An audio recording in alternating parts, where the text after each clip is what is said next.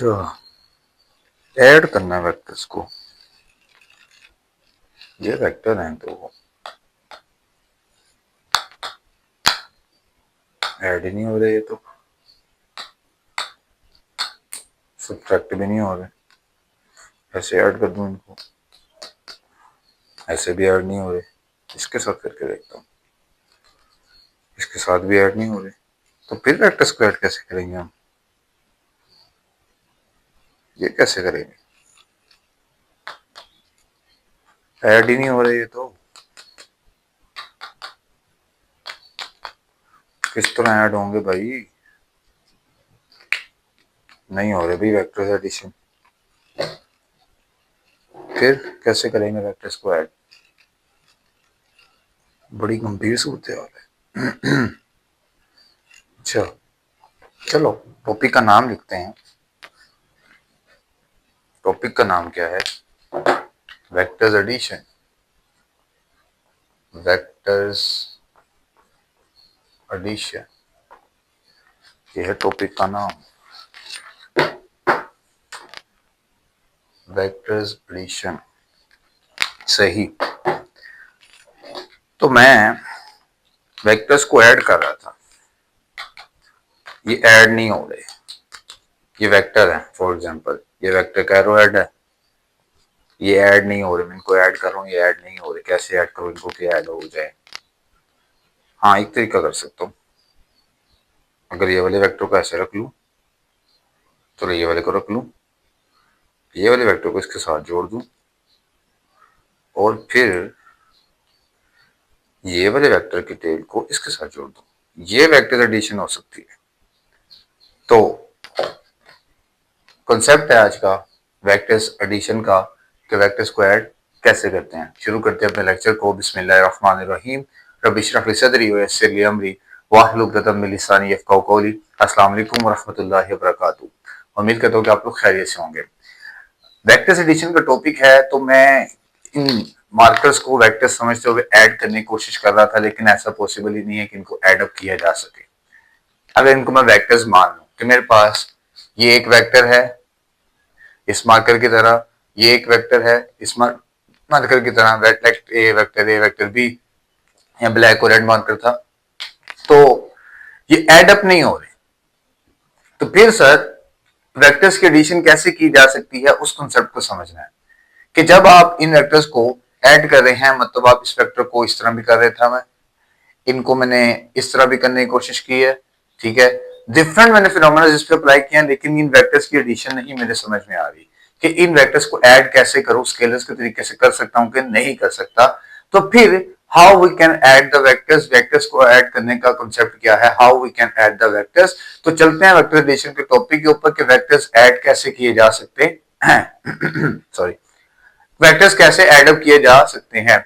तो vectors addition के लिए ये कांसेप्ट माइंड में होना चाहिए कि सर वेक्टर्स को स्केलर्स की तरह ऐड नहीं किया जा सकता, जैसे अभी हमने शुरू में थोड़ी सी कोशिश की कि मैं इन वेक्टर्स को किसी तरह ऐड कर लूं, लेकिन ये ऐड नहीं हो सकते, क्योंकि सर वेक्टर क्वांटिटी जो है एक सुपीरियर क्वांटिटी है, जिसने मैग्नीट्यूड भी रखना है, इसने डायरेक्शन भी रखनी है। तो मैग्नीट्यूड और डायरेक्शन के साथ इनको ऐड करना मुमकिन नहीं है स्केलर्स की तरह। तो अब कैसे एडअप करेंगे? तो उसने कहा अगर आप इनको एडअप करना चाहते हैं तो आपके पास एक rule head to tail rule आपके पास आ रहा है, जो मैंने अभी अभी यहां पे फॉलो किया था कि इस वेक्टर को मैंने ऐसे रखा, दूसरा वेक्टर मैंने इसके ऊपर रखा, ठीक है, और ये थर्ड वेक्टर को मैंने यहां से इसके साथ मिला दिया ऐसे। तो ये क्या हुआ, ये मैंने वेक्टर्स को एड अप कर दिया, ठीक है। अब यहां पे क्या रूल आया, that was head, that was tail of other vector, head to tail को ज्वाइन किया, और फिर फर्स्ट की टेल को लास्ट के हेड से ज्वाइन कर दिया। जब फर्स्ट की टेल को लास्ट के हेड से ज्वाइन किया तो that vector is known as resultant vector. Head to tail rule कैसे करना है कि फर्स्ट की टेल सेकंड का हेड, सॉरी फर्स्ट के हेड सेकंड की टेल, ये फर्स्ट का हेड है, ये सेकंड की टेल है, ठीक है।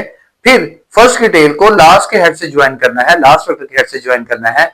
तो ये जो वेक्टर आएगा, ये जो वेक्टर आएगा, this vector is known as resultant vector. तो अगर कोई वेक्टर आपके पास गिवन है, वेक्टर ए है फॉर एग्जांपल, और फिर वेक्टर बी है गिवन, वेक्टर ए बी को आपने ऐड किया, that was head of first vector, that was tail of second vector या last vector, then join the tail of first vector with the head of last vector, the vector will become resultant vector. जो vector मेरे पास अब आएगा, this vector is known as resultant vector.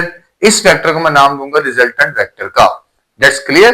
तो basically ये addition of vectors है कि कैसे आप vectors को easily add up कर सकते हैं. तो सर head to tail मुझे allow करता है vectors को add करना. अब यही नहीं कि सर सिर्फ दो वेक्टर्स ही हैं, नहीं, बहुत सारे वेक्टर्स को भी ऐड अप किया जा सकता है. आपने कहा सर मेरे पास वेक्टर एक ये है, वेक्टर बी है, वेक्टर सी है, वेक्टर डी भी हो सकता है, तो इनको ऐड करें जी. आप तो दो की बात करें, तीन को ऐड करें. तो हमने कहा क्यों नहीं, हम आपकी बात को फॉलो अप करेंगे.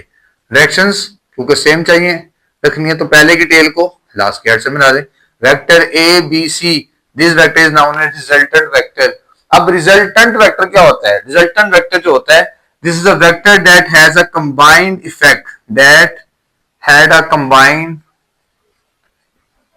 effect of all the vectors. आपके पास जो रिजल्टेंट वेक्टर है, एक ऐसा वेक्टर होता है जो तमाम वेक्टर्स का कंबाइन इफेक्ट रखता होता है, इसलिए हम कहते हैं कि ये रिजल्टेंट वेक्टर है.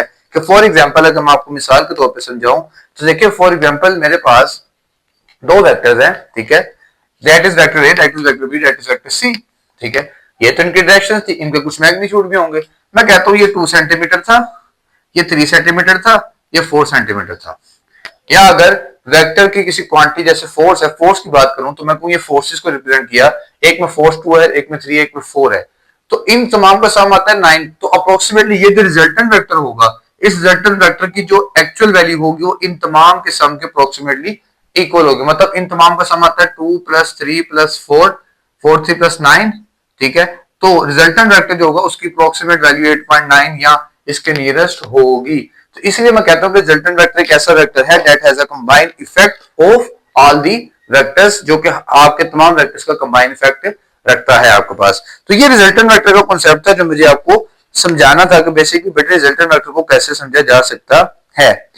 और आपके पास किसी फोर्स को, किसी वेक्टर को ग्राफ पे अगर रिप्रेजेंट करना हो तो उसको भी कैसे किया जा सकता है, या इनको एड अप कैसे किया जा सकता है, उस कॉन्सेप्ट को भी अभी मैं आपके सामने एक्सप्लेन करूंगा और समझाऊंगा कि वो कैसे हो सकता है. तो देखते हैं